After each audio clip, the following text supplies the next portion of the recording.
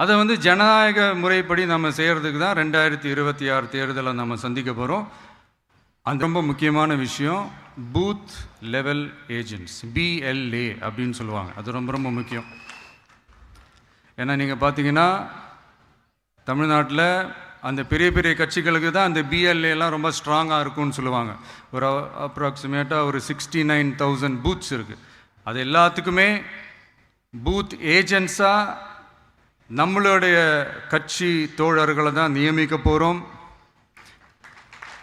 கூடிய சீக்கிரமே booth committee மாநாடுன்னு ஒன்று நடத்த போகிறோம். அன்னைக்கு தெரியும் தமிழக வெற்றி கழகம் எந்த ஒரு பெரிய கட்சிக்கும் கொஞ்சம் கூட சளைச்சதில்லைன்னு.